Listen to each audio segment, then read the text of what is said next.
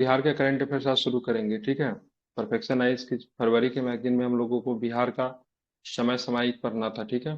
सबसे पहले जो अभी सबसे जो प्रश्न आने की संभावना है, कर्पूरी ठाकुर से एक क्वेश्चन आपको देखना ही होगा, ठीक है। कर्पूरी ठाकुर से एक क्वेश्चन आपके एग्जाम में आएंगे। तो सिंपल सा प्रश्न, आप हमें ये बता रहे, कर्पूरी ठाकुर बिहार के कितने बार के मुख्यमंत्री रहे थे? 2 बार। कितने बार रहे? दो दो बार बार। रहे, ठीक है। कितने बार रहे? 2 टाइम्स रहे, ठीक है। और हम ये भी बताइए, कितने नंबर का मुख्यमंत्री रहे ये? 11 नंबर की। 11 नंबर 19 के, ठीक है। 11 नंबर के, ठीक है। चलिए, केंद्र ने बिहार के पूर्व मुख्यमंत्री कर्पूरी ठाकुर को मरणोपरांत भारत रत्न पुरस्कार देने की घोषणा की है। उन्हें समाज के सबसे वंचित वर्गों के लिए सम्मान, आत्मसम्मान और विकास सुनिश्चित करने के लिए संघर्ष के लिए जाना जाता है, ठीक है। उन्हें किस नाम से जाना जाता है? जननायक। जननायक, ठीक है। जननायक यानी लोगों के नेता के रूप में भी जाना जाता है, ठीक है। जन्म कब हुआ था इनका? कर्पूरी ठाकुर की जन्म कब हुआ था? 24 जनवरी 1924 को। 1924 को इनका जन्म हुआ था, ठीक है। कहाँ पे जन्म हुआ था इनका? समस्तीपुर बिहार। बिल्कुल, समस्तीपुर जिले के पिथौजिया गांव में जन्म हुआ था। कहाँ पे जन्म हुआ था? समस्तीपुर जिले के पिथौजिया गांव में जन्म हुआ था, ठीक है। अब वर्तमान में पिथौजिया को किस नाम से जानते हैं? कर्पूरी ग्राम। बिल्कुल, वर्तमान में पिथौजिया को किस नाम से जानते हैं? तो कर्पूरी ग्राम के नाम से जाना जाता है, ठीक है। समस्तीपुर जाएंगे तो स्टेशन पे स्टेशन है, छोटी सी स्टेशन है, उसको अभी कर्पूरी ग्राम के नाम से जानते हैं, ठीक है। वह 2 बार छोटे कार्यकाल के लिए बिहार के मुख्यमंत्री रहे थे, ठीक है। कितने बार बिहार के मुख्यमंत्री रहे कर्पूरी ठाकुर जी? 2 बार। 2 बार रहे, ठीक है। ध्यान रखेंगे, ठीक है। जन्म कब हुआ था फिर से बताइएगा? 24 जनवरी उन्नीस सौ जन्म, चौबीस को। बिल्कुल 24 जनवरी 1924 को इनका जन्म हुआ था। गांव का नाम बताइए, गांव का नाम क्या है? पितझाड़िया गाँव। पितौजिया, पितौजिया गांव, ठीक है। पितौजिया गांव का नाम है, जो आप किस जिला में पड़ता है? समस्तीपुर में। कुछ मतलब निर्णय लिया गया था, सो सबसे पहले देखेंगे, बिहार के बच्चे मैट्रिक एग्जाम में फेल कर जाते हैं, ठीक है। तो मैट्रिक एग्जाम में अंग्रेजी की वजह से फेल करते थे, तो इन्होंने मैट्रिक परीक्षाओं के लिए अंग्रेजी के अनिवार्य विषय के रूप में हटा दिया, ठीक है। मैट्रिक के परीक्षा में अंग्रेजी में पास होना अनिवार्य था, उसको मतलब इन्होंने क्या किया था, हटा दिया था, ठीक है। ध्यान में रखेंगे, ठीक है। अभी भी बिहार के मैट्रिक, बाइक जहां से इको हो रहा है, बाइक बंद करके रखिए। जब आवश्यकता हो बोलिए, फिर माइक बंद कीजिए, ठीक है। तो मैट्रिक परीक्षाओं के लिए अंग्रेजी की अनिवार्यता को इन्होंने मतलब क्या किया था, हटा दिया था। अभी भी मतलब क्या होगा, तो अभी भी आप क्या कर सकते हैं, अभी भी आप देखते हैं मैट्रिक एग्जाम जो होता है, हाल फिलहाल रिजल्ट भी है, तो उसमें अंग्रेजी में फेल हो भी जाता है तो कोई फर्क नहीं पड़ता है आपके रिजल्ट पे, ठीक है। शराब पे इन्होंने प्रतिबंध लगाया था मुख्यमंत्री रहते हुए। सरकारी अनुबंधों में बेरोजगार इंजीनियरों के लिए अधिमान्य व्यवहार किया था। स्तरित आरक्षण प्रणाली भी इन्होंने लागू किया था, ठीक है। ध्यान में रखेंगे, ठीक है। तो ये सारे काम किसने किया, तो कर्पूरी ठाकुर। एक आयोग इनके समय बनी थी जिनको बोलते हैं मुंगेरी लाल आयोग, ठीक है। कौन सी आयोग बनी थी? मुंगेरी लाल आयोग। अब इनके कर्पूरी ठाकुर फॉर्मूला, हाँ, मुंगेरी लाल कमीशन या फिर मुंगेरी लाल आयोग के नाम से जानते हैं। इनके समय में क्या क्या हुआ, तो जून 1970 में बिहार सरकार ने मुंगेरी लाल आयोग नियुक्त किया, जिसने फरवरी 1976 को अपनी रिपोर्ट में 128 पिछड़े समुदाय का नाम दिया, ठीक है। तो 1970 में मुंगेरी लाल आयोग का गठन किया गया था, ठीक है। किनके द्वारा गठन किया गया मुंगेरी लाल आयोग का गठन? कर्पूरी ठाकुर। ठीक है, कर्पूरी ठाकुर की द्वारा। मुंगेरी लाल आयोग की रिपोर्ट कब आई? 1976 में। 1976 में इनकी रिपोर्ट आई, ठीक है। ध्यान में रखेंगे, ठीक है। जिनमें से कितने समुदाय का नाम दिया गया, जो कि पिछड़े समुदाय का नाम कितने दिया गया? ठीक है, 128, 128 जिनमें से 128 में से 94 की पहचान सबसे पिछड़े के रूप में की गई, ठीक है। ध्यान में रखेंगे, ठीक है। तो 128 पिछड़े समुदाय का नाम दिया गया, जिनमें से 94 की पहचान सबसे पिछड़े के रूप में की गई थी, ठीक है। ध्यान में रखना है। अब चलेंगे कर, कहां से आवाज आ रही है खटखट के? माइक बंद कर लीजिए। ठाकुर की जनता पार्टी सरकार ने आयोग की सिफारिशों को लागू किया, ठीक है। ठाकुर की जनता पार्टी की सरकार ने आयोग की सिफारिश की लागू कर दिया, क्योंकि 1976 में रिपोर्ट देती है। आगे चल के जनता पार्टी की सरकार आप देखोगे तो वो भी पिछड़े वर्ग के आरक्षण को मतलब 27% आरक्षण को मान्य दे देती है, ठीक है। और 27% आरक्षण को मान्य देने के लिए आगे चल के मंडल कमीशन नियुक्त किया जाएगा, ठीक है, जिसके जिसके अनुशंसा को विश्वनाथ प्रताप सिंह की सरकार 1990 में अपना लेती है, ठीक है। और आप देखोगे तो वहां पे 27% आरक्षण जो है ओबीसी को दिया जाएगा, ठीक है। तो मंडल कमीशन की रिपोर्ट जो है वो बाद में आई थी, लेकिन पिछड़े वर्ग को आरक्षण देने का प्रावधान कर्पूरी ठाकुर जी ने बहुत पहले कर दिया था। 1970 में क्या चीज लागू करके, मुंगेरी लाल आयोग नियुक्त करके, ठीक है। हालांकि मुंगेरी लाल आयोग की रिपोर्ट कब आई थी, तो 1976 में मुंगेरी लाल आयोग की रिपोर्ट आई थी, ठीक है। कर्पूरी ठाकुर फॉर्मूला ने 26% आरक्षण प्रदान किया, जिसमें से ओबीसी को 12% हिस्सा मिला। ओबीसी के बीच आर्थिक रूप से पिछड़े वर्गों को 8%, ठीक है, महिलाओं को 3%, उच्च जातियों के गरीबों को 3% आरक्षण मिला, ठीक है। उच्च जाति में जो गरीब लोग थे उनको भी मतलब 3% आरक्षण दिया गया था। एक कर्पूरी ठाकुर फार्मूला जो है, जिसमें टोटल आरक्षण कितने परसेंट दिया गया था? 26% टोटल आरक्षण दिया गया था, ठीक है। ये केंद्र सरकार द्वारा, ठीक है, ईडब्ल्यूएस कोटा लाने से बहुत पहले था। जाति जाति जनगणना की मांगों के बीच स्तरित आरक्षण की मांगे के गति पकड़ी थी, ठीक है। तो ध्यान रखिए, अभी जाके ईडब्ल्यूएस को 10% आरक्षण अभी दिया रहा है, लेकिन उस समय ही बात करेंगे तो कर्पूरी ठाकुर फार्मूला में, ठीक है, उच्च जाति के लिए, मतलब उच्च जाति के लिए भी 3% आरक्षण का प्रावधान किया गया था, ठीक है। तो ये आपको कर्पूरी ठाकुर का फार्मूला है। तो कर्पूरी ठाकुर फार्मूला से अगर आपसे प्रश्न पूछा जाएगा तो सबसे पहले मुंगेरी लाल आयोग याद रखिएगा। कब बनी थी मुंगेरी लाल आयोग, तो क्या बताएंगे? 1970 में बनी थी, ठीक है। और 1976 में अपनी रिपोर्ट प्रदान की, ठीक है। जिनमें से कितने पिछड़े जाति को मतलब इसमें चिन्हित किया गया था, कितने पिछड़ी जाति थे, क्या बताएंगे? 128। बिल्कुल, ठीक है। 128 पिछड़ी समुदाय, जिनमें से कितने सबसे पिछड़े के रूप में कितने चिन्हित की गई? 94। ठीक है, 94, ठीक है, ध्यान में रखेंगे, ठीक है। कर्पूरी ठाकुर फार्मूला ने कितने प्रतिशत आरक्षण प्रदान किया, तो क्या बताएंगे? 26%। 26%, ठीक है। जिसमें ओबीसी को कितना प्रतिशत शिक्षा दिया गया था? 12%। ध्यान में रखना है। अब चलेंगे दूसरा, आज का हेडलाइंस क्या है? बिहार में 9 साल में 3.77 करोड़ लोग गरीबी से बाहर निकले। नीति आयोग का कहना है कि बिहार में, ठीक है, 9 साल में, पिछले 9 साल की बात करेंगे तो बिहार में 3 करोड़ 77 लाख, ठीक है, 3 करोड़ 77 लाख लोग जो है गरीबी से मतलब क्या आ गए, बाहर आ गए, ठीक है। नीति आयोग के अनुसार पिछले 9 वर्षों में 24.8 करोड़ भारतीय बहुआयामी गरीबी से बाहर निकले, ठीक है। नीति आयोग की डाटा की माने तो कितने करोड़ टोटल भारतीय बहुआयामी गरीबी से बाहर आ गए हैं? कितने करोड़ भारतीय हैं? तो 24.8 करोड़ है, ठीक है, ध्यान में रखेंगे। 24.8 करोड़ क्या है? भारतीय है, ठीक है। टोटल कितने भारतीय है? तो 24.8 करोड़ भारतीय है, ठीक है, ध्यान में रखेंगे, ठीक है। जिनमें से बिहार के लोग कितने हैं, कितने बिहार के लोग हैं? 3.7। ठीक है, ध्यान रखेंगे। तो बिल्कुल, ठीक है, तो 3.77 करोड़ की बात करेंगे, ठीक है। तो क्या है, इसमें बिहार के लोग हैं, ठीक है। गरीबी में सबसे ज्यादा कमी कहाँ पे देखने को मिली? उत्तर प्रदेश, बिहार और फिर मध्य प्रदेश। सबसे ज्यादा गरीब कहाँ पे निकले हैं बाहर? तो सबसे ज्यादा कहाँ से निकले हैं? बिल्कुल, उत्तर प्रदेश में। उसके बाद क्या हो जाएगा? बिहार। उसके बाद क्या होगा? तो मध्य प्रदेश हो जाएगा, ठीक है। केवल अगर बिहार की डाटा की बात करेंगे, कितने लोग गरीबी रेखा से बाहर आ गए केवल बिहार में? 3.7 करोड़। 7 करोड़ लोग जो है इस गरीबी से मतलब बाहर आ गए, ठीक है। उत्तर प्रदेश 5.9 करोड़ लोगों की गरीबी से बाहर निकलने में कामयाब रहा, ठीक है। सर्वाधिक कहाँ के लोग मतलब गरीबी रेखा से बाहर आ गए, तो क्या बताएंगे? 5.9 करोड़ लोग कहाँ के? उत्तर प्रदेश, ठीक है, उत्तर प्रदेश। अगर बिहार की बात करेंगे, बिहार में कितने लोग गरीबी रेखा से बाहर आ गए? तो 3.77, ठीक है, ध्यान में रखेंगे, ठीक है। 3.77 करोड़, ठीक है, ध्यान में रखेंगे, ठीक है। इसके बाद बिहार में 3.77 करोड़ लोग जो है गरीबी रेखा से मतलब क्या आ गए? बाहर निकल गए, ठीक है। टोटल कितने लोग बाहर निकले, क्या बताएंगे? टोटल कितने लोग गरीबी रेखा से बाहर आए थे, क्या बताएंगे? 24.8 करोड़, ठीक है। अब सबसे ज्यादा लोग गरीबी से कहाँ बाहर निकले? तो सबसे ज्यादा उत्तर प्रदेश में, फिर बिहार, और फिर क्या हो जाएगा? मध्य प्रदेश। इसको आपको ध्यान में रखना है, ठीक है।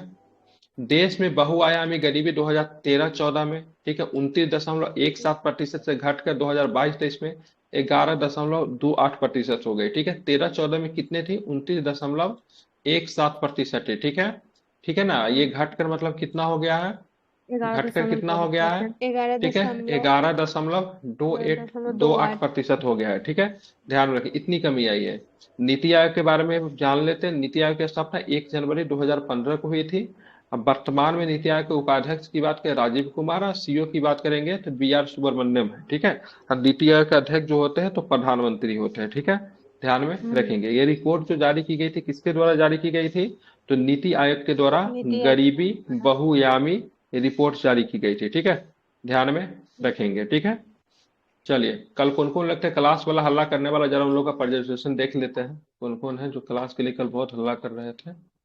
अभी आए कि नहीं? ये देशबल आया हुआ है, ये देशबल, क्या नाम है, देशबल करके कोई आईडी वो है अभी क्लास में?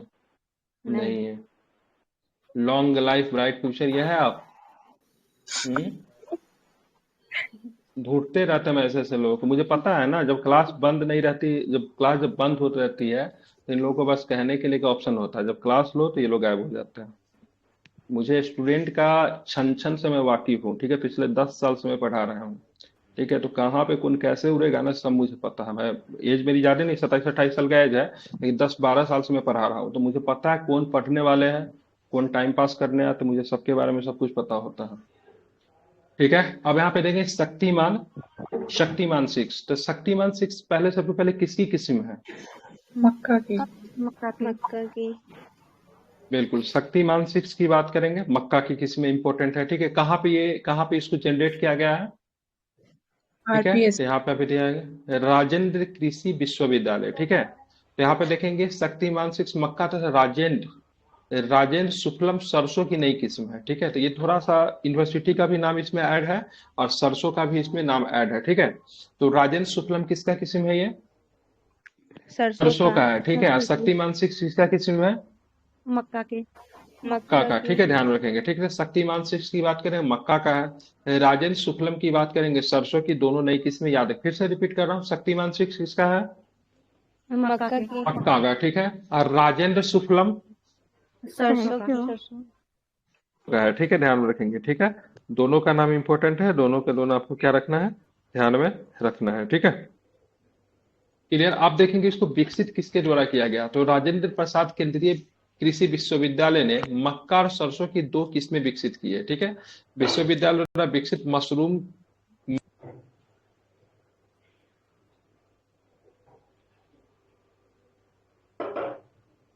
राजेंद्र प्रसाद केंद्रीय कृषि विश्वविद्यालय के द्वारा मक्का की जो किस्में जो विकसित की गई है, उसका नाम है शक्तिमान की 6, ठीक है। राजेंद्र शुक्लम की बात करेंगे, सरसों की नई किस्म जो है विकसित की गई है, ठीक है।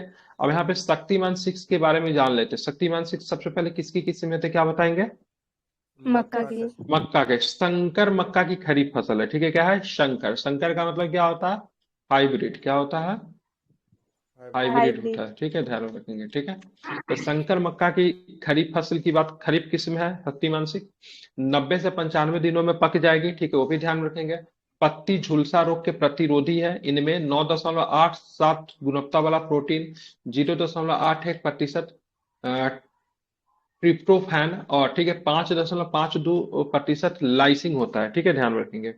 अब बात करें 1 हेक्टेयर में, ठीक है, ध्यान रखेंगे, 1 हेक्टेयर में कितना कुंटल उपज देगा, तो 67 कुंटल, ठीक है, प्रति हेक्टेयर आपको उपज देगा, ठीक है, कितना?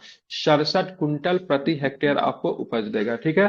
तो शक्तिमान 6 है, मक्का का किस्म है, किस संस्था के द्वारा विकसित किया गया? राजेंद्र प्रसाद केंद्रीय कृषि विश्वविद्यालय के द्वारा विकसित किया गया, ठीक है। अब बाकी ये सब बातें आपको याद नहीं रखनी है, ठीक है। इतना ध्यान रखिए, शक्तिमान 6 क्या है, तो मक्का की किस्म है, मक्का खरीफ का फसल है, और साथ में किस यूनिवर्सिटी के द्वारा इसको डेवलप किया गया है, तो राजेंद्र प्रसाद केंद्रीय कृषि विश्वविद्यालय। कौन सा यूनिवर्सिटी है? राजेंद्र प्रसाद केंद्रीय कृषि विद्यालय कहाँ पे है? दिल्ली, बिहार। समस्तीपुर, पूसा, ठीक है। अब आ जाते हैं राजेंद्र सुफलम, ठीक है, सरसों की नई किस्म विकसित की गई, ठीक है। उत्पादन की बात करेंगे, 12 से 15 क्विंटल प्रति हेक्टेयर होगा, तैयार होने में 105 से 115 दिन का समय लगेगा, ठीक है। हाइब्रिड फसल जो होता है ना, हाइब्रिड बीज जो होता है, उससे फसल क्या होता है, समय से पहले जल्दी थोड़ा पकता है, ठीक है। हालांकि स्वास्थ्य के लिए बहुत अच्छा तो नहीं होता है, लेकिन हमारे देश की जनसंख्या इतनी अधिक हो रही है, इस देश के मतलब भरण पोषण करने के लिए, ठीक है, हाइब्रिड फसल के ऊपर हम लोग को निर्भरता बढ़ानी पड़ रही है, ठीक है। आगे का हेडलाइंस क्या है? बिहार में अलग खेल विभाग की घोषणा हो गई है, ठीक है। बिहार में क्या हुआ है, तो अलग से मतलब खेल विभाग की घोषणा हुई है, ठीक है, ध्यान में रखेंगे, ठीक है। बिहार में खेल और खिलाड़ियों को बढ़ावा देने के लिए बिहार में एक अलग खेल विभाग बनाने की घोषणा की गई है। अब तक खेल से संबंधित मामलों को कौन देखता था, तो कला संस्कृति और युवा मामलों के विभाग द्वारा नियंत्रित किया जाता था, मतलब खेल का अलग से कोई विभाग नहीं था बिहार में, ठीक है। चलिए आप हमें ये बताइए, अब तक खेल से संबंधित मामलों को कौन सा विभाग के द्वारा देखा जाता था? कला संस्कृति और युवा कला मामला कला विभाग। युवा मामला मामले के विभाग के द्वारा, ठीक है। अब जाके एक अलग से विभाग बनेगा जो कि खेल को बढ़ावा देगी, ठीक है। खेल को बढ़ावा देने के लिए अन्य उपाय, राज्य सरकार ने कार्यक्रम मेडल लाओ नौकरी पाओ के तहत खिलाड़ियों को सरकारी नौकरियां दी जा रही है, ठीक है। मतलब मेडल लाओ और नौकरी पाओ, ठीक है, ध्यान रखिएगा, ठीक है। अगर आप मेडल लाते हैं, ओलंपिक में लाइए, ठीक है, नेशनल गेम्स में लाइए या फिर पैरा ओलंपिक में लाइए, कहीं भी लाते हैं तो आपको राज्य सरकार अपने यहाँ नौकरी भी देती है, ठीक है, ध्यान में रखेंगे, ठीक है। मेडल लाओ और नौकरी पाओ, ठीक है, ध्यान में रखेंगे। तो ये खेल को बढ़ावा देने के लिए बिहार सरकार की योजना है। कार्यक्रम का नाम क्या है? मेडल लाओ और नौकरी पाओ, ठीक नौकरी है, पाओ ध्यान में रखेंगे, ठीक है। इसको आपको क्या रखना है? याद रखना है, ठीक है, क्लियर। चलिए अब जाके एक प्रश्न और भी बता देता हूँ। चलिए, तो बिहार में आप नया खेल विभाग बनाया जाएगा। पहले खेल विभाग को कौन सा नियंत्रित करता था? तो ध्यान रखिए, क्या नाम है? कला बिल्कुल, ठीक है, कला संस्कृति, बिल्कुल, कला संस्कृति और युवा मामले, ठीक है, ध्यान में रखना है, ठीक है, इंपॉर्टेंट है। चलिए अब हम लोग चलेंगे आगे। अब हम लोग चलेंगे आगे। बिहार का पहला सीबीसी, बिहार का पहला सीबीसी प्लांट, ठीक है, विक्रमगंज रोहतास में खोला जा रहा है, ठीक है। तो बिहार का पहला सीबीजी प्लांट कहाँ पर स्थापित किया जाएगा? सीबीजी रोहतास में विक्रमगंज रोहतास में, रोहतास में कहाँ, तो क्या बताएंगे? विक्रमगंज ध्यान रखें, विक्रमगंज रोहतास में, ठीक है, आपको स्थापित किया जा रहा है, ठीक है। भारत का, बिहार का पहला, ठीक है, सीबीजी। सीबीजी का फुल फॉर्म कंप्रेस्ड बायोगैस, ठीक है, क्या होता है? कंप्रेस्ड बायोगैस होता है, ठीक है। ये विक्रमगंज कहाँ पे पड़ता है? विक्रमगंज रोहतास में रोहतास में पड़ता है, ठीक है, ध्यान में रखेंगे, ठीक है। बिहार का पहला compressed biogas CBG plant Vikramganj के, ठीक है, किस गांव? घोसिया गांव में स्थापित किया जा रहा है। कौन सा गांव? गांव का नाम क्या है? विक्रमगंज के कौन सा गांव?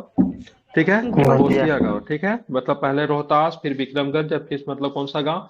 घोसिया गांव। लाभ की बात करें, लाभ किसे मिलेगा? तो किसान पराली नहीं जलाएंगे, ठीक है। पहले किसान क्या करते हैं? किसान पराली जलाते हैं, ठीक है, ध्यान में रखेंगे। जिससे प्रदूषण नहीं फैलेगा, रोजगार मिलेगा, ठीक है। पराली को ही मतलब क्या करेंगे? तो पराली से ही मतलब कंप्रेस्ड बायोगैस को प्राप्त कर सकते हैं, नहीं तो अब क्या होगा? उससे मतलब ईंधन के रूप में भी उसका प्रयोग कर सकते हैं। ऐसे क्या होता था? पराली जलाने से मतलब क्या होता? प्रदूषण होता था, ठीक है। अब देखें, इस प्लांट से तैयार ईंधन को खरीदने के लिए इंडियन ऑयल कॉर्पोरेशन ने एक समझौते पर हस्ताक्षर भी किया। जो प्लांट जो होगा, प्लांट से जो ईंधन जो तैयार होगा, ईंधन को खरीदेगा कौन? तो आईओसी खरीदेगा, ठीक है। कौन खरीदेगा बताइए? इंडियन ऑयल कॉर्पोरेशन, आईओसी खरीदेगा, ठीक है, ध्यान में रखना है इसको, ठीक है। तो सबसे पहले आप हमारे बिहार का पहला सीबीजी प्लांट कहाँ पर स्थापित किया जा रहा है, क्या बताएंगे? विक्रमगंज का कौन सा गांव? घोसिया गांव, ठीक है। कहाँ पे पड़ता है विक्रमगंज? रोहतास में पड़ता है। कहाँ पे पड़ता है? रोहतास में पड़ता है, ठीक है। ये किसान लोग जो अपना पराली को क्या करेंगे? पराली को जलाएंगे नहीं, ठीक है, क्या करेंगे? उसको कंप्रेस्ड बायोगैस में उसको परिवर्तन करेंगे। तो इस बायोगैस को फिर जो तैयार होगा उसको खरीदेगा कौन? कौन खरीदेगा? इंडियन ऑयल ठीक है, ध्यान रखें, ठीक है। आप चलेंगे, बिल्कुल, ठीक है। पंचायत प्रतिनिधियों को मानसिक मानदेय दोगुना कर दिया गया। तो सबसे पहले आप ध्यान में रखेंगे, पहले पंचायत के जो भी मतलब प्रतिनिधि जो होते हैं उनको क्या चीज का दर्जा दिया गया? लोक सेवक का दर्जा दिया गया बिहार में। किसका दर्जा दिया गया? लोक सेवक का दर्जा दिया गया, ठीक है। प्लस इनको मानदेय भी दिया जाता है, ठीक है। एक मानदेय होता है, एक वेतन होता है। वेतन जो होता है समय समय पे बढ़ते होता है। मानदेय जो होता है क्या होता है? फिक्स होता है। मानदेय क्या होता है? मानदेय आपका क्या होता है? फिक्स होता है, ठीक है, ध्यान रखेंगे। तो कहाँ से आवाज आ रही है? ठीक है, तो बिहार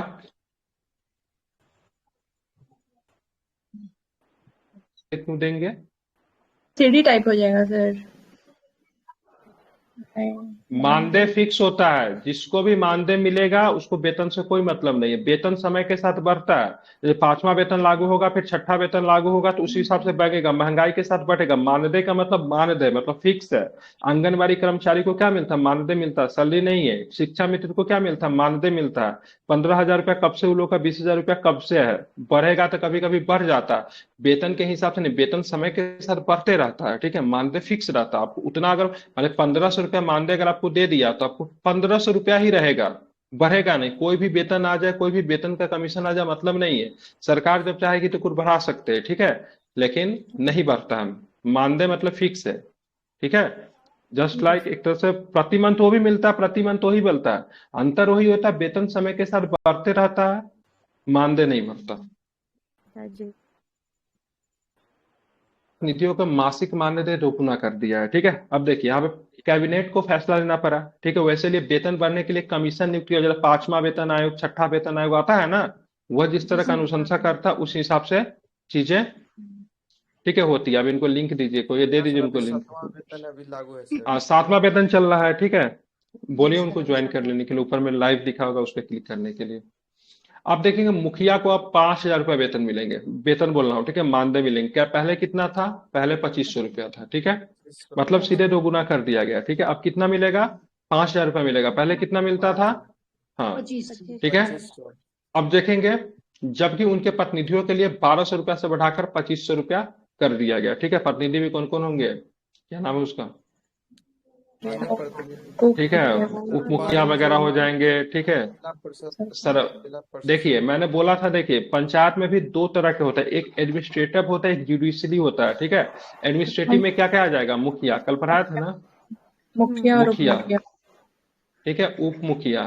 ठीक है, और वार्ड आता है। ठीक है, इधर क्या क्या होता है? जुडिशरी में कौन आ जाएंगे? सरपंच आ जाएगा। ठीक है, ठीक है, सरपंच आ जाएगा। ठीक है, क्या आएगा? उप सरपंच आ जाएगा। ठीक है, एक क्या हो जाएगा? पंच हो जाएगा। ठीक है ना, समझ गए ना?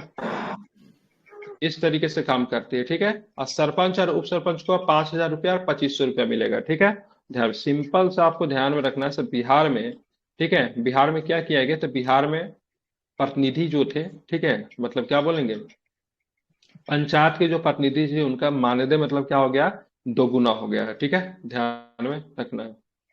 चलिए आप चलेंगे, बिहार पर्यटन रोड शो वाराणसी में आयोजित हुआ है। बिहार पर्यटन रोड शो कहाँ पे आयोजित किया गया? वाराणसी में। ठीक है, ध्यान में रखना है।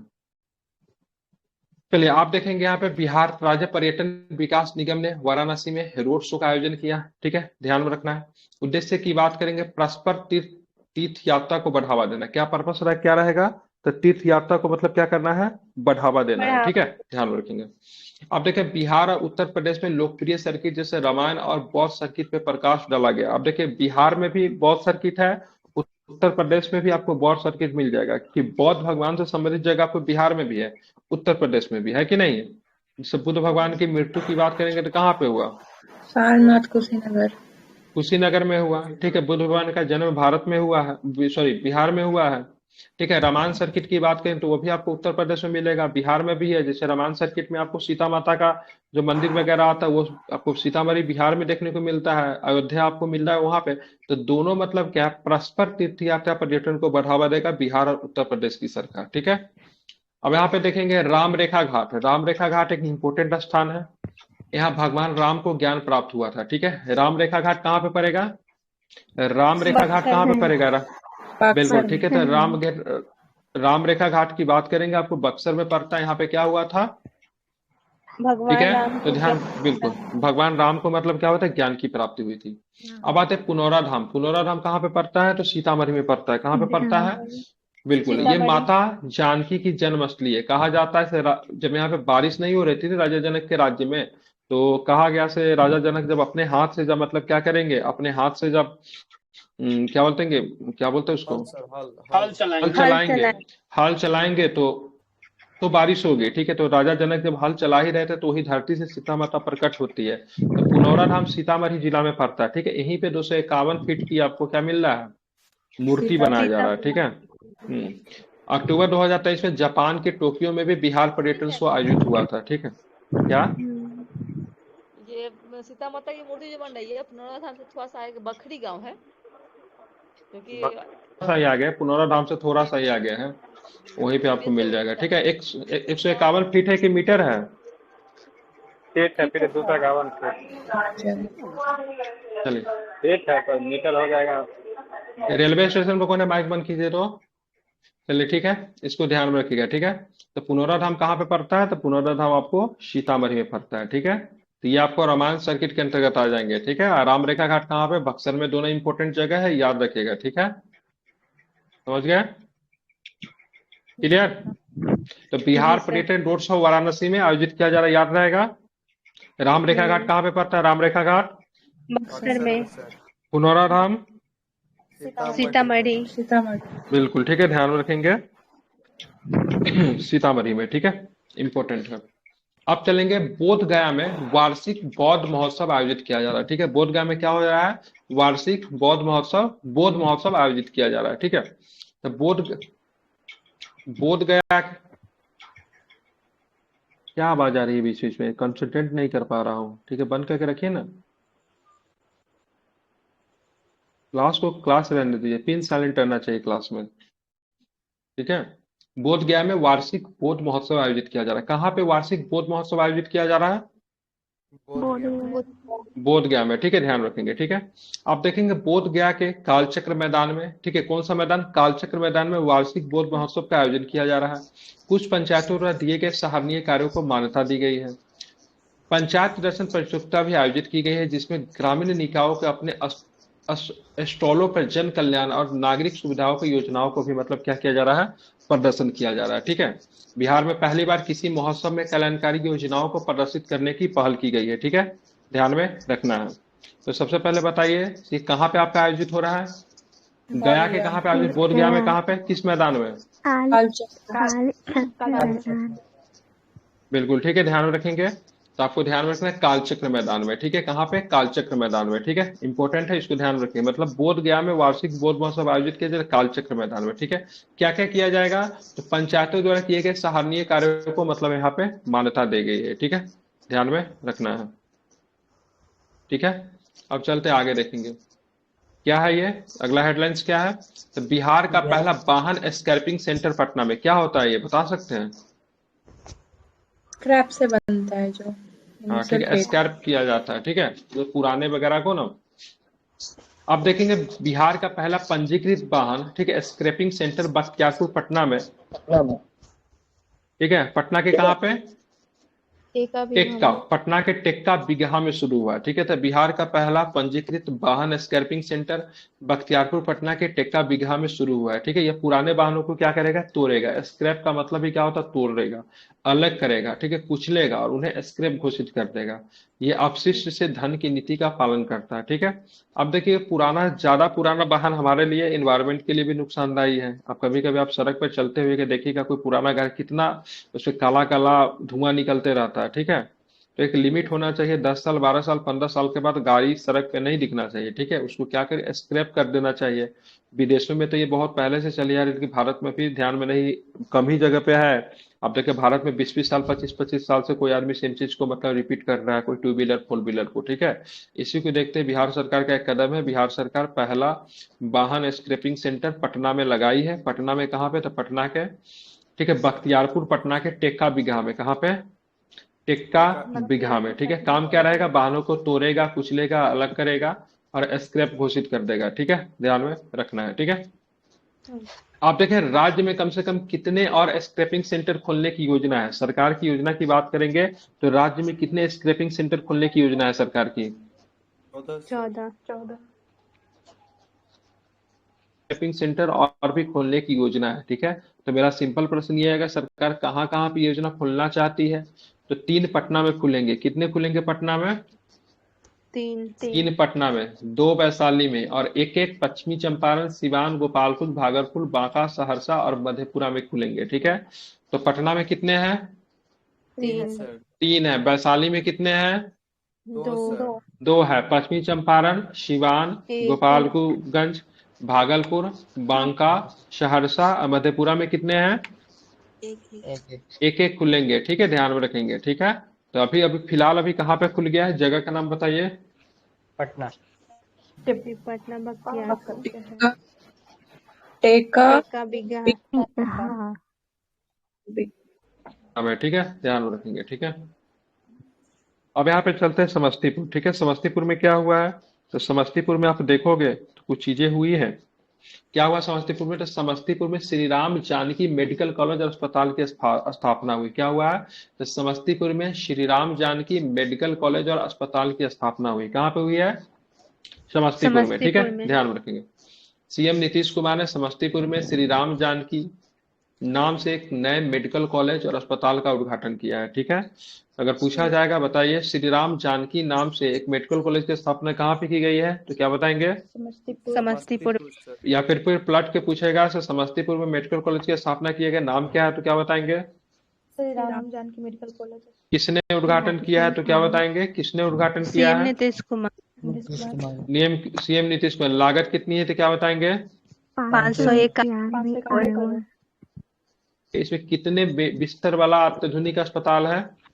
500 बिल्कुल ठीक है, 500 बिस्तरों वाला अत्याधुनिक अस्पताल है जो सभी आधुनिक सुविधाओं से मतलब क्या होगी? सुसज्जित होगी। ठीक है। संस्थान के लिए भूमि किसने दिया है? श्री राम जानकी मठ के द्वारा प्रदान की गई। यह राज्य का पहला ऐसा चिकित्सा संस्था जिसका नाम भगवान राम के परिवार के नाम पर रखा गया है। ठीक है। तो ये राज्य का पहला चिकित्सा स्थल है जिसका नाम क्या चीज के नाम पर रखा गया है? तो मतलब श्री राम प्रभु जी के परिवार के नाम पे रखा गया। ठीक है। रीजन क्या है? क्योंकि भाई साहब श्री राम जानकी मठ के द्वारा मतलब क्या की गई है? जमीन दान में दी गई है। ठीक है, ध्यान रखेंगे। ठीक है। 591 करोड़ रुपए की लागत है। 500 बिस्तरों वाला अत्याधुनिक अस्पताल होगी। ठीक है, ध्यान रखेंगे। बहुत ही बेहतरीन अस्पताल होगी। ठीक है। चलिए अब चलते हैं, आगे चलेंगे, कुछ प्रश्न वो भी लेते हैं। मुजफ्फरपुर के रणधीर जायसवाल विदेश मंत्रालय के प्रवक्ता बन गए। ठीक है। देखिए हर मंत्रालय का अपना एक प्रवक्ता होता है। ठीक है। जो भी आप जाएंगे, बड़े बड़े किसी संस्था में भी जाएंगे तो उसका प्रवक्ता होगा। विदेश मंत्रालय का भी प्रवक्ता है, रक्षा मंत्रालय का भी प्रवक्ता है। ठीक है। हर का प्रवक्ता होता है। जो उनकी जैसे देखिए टीवी वगैरह पे नहीं देखते हैं, हर पार्टी का प्रवक्ता होता है। प्रवक्ता का काम क्या होता है? अपने पार्टी का पक्ष रखना। ठीक है, अपने संस्था का पक्ष रखना, उसको प्रवक्ता कहते हैं। तो पहले मुजफ्फरपुर के रणधीर जायसवाल की बात करेंगे तो विदेश मंत्रालय के प्रवक्ता बन गए।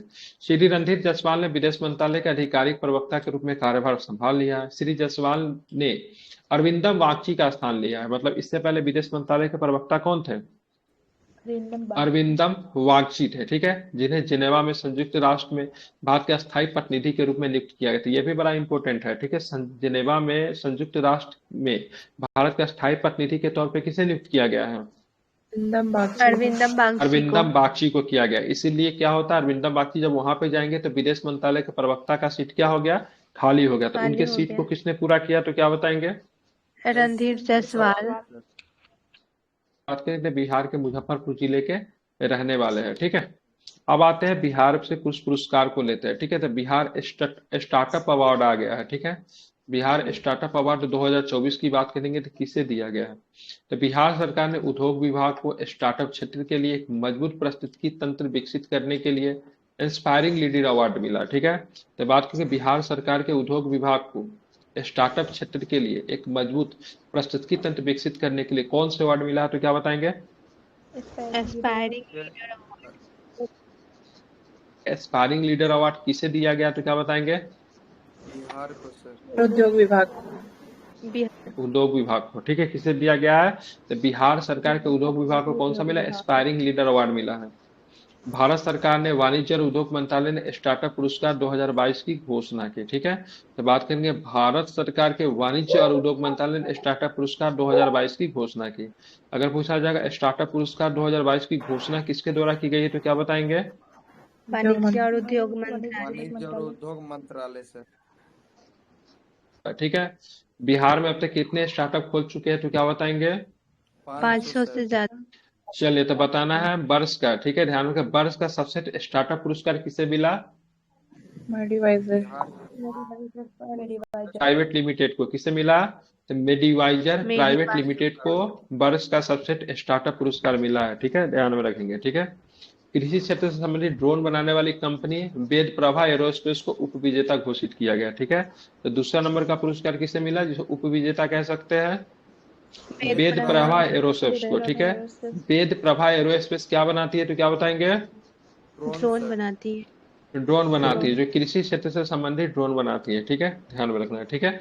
ये जो थे आपके स्टार्टअप पुरस्कार से क्वेश्चन थे। ठीक है। बिहार सरकार के उद्योग विभाग को कौन सा पुरस्कार मिला है? Aspiring leader award. बिल्कुल, एस्पायरिंग लीडर अवार्ड मिला है। ठीक है, आप इसको ध्यान में रखेंगे। और बात करेंगे बिहार में अब तक कितने कितने खुल चुके हैं स्टार्टअप? कितने खुल चुके हैं? 500 से ज्यादा। तो 500 से ज्यादा स्टार्टअप खुल चुके हैं। ठीक है। चलिए बताना है सर्वश्रेष्ठ स्टार्टअप को पुरस्कार किसे मिला तो क्या बताएंगे?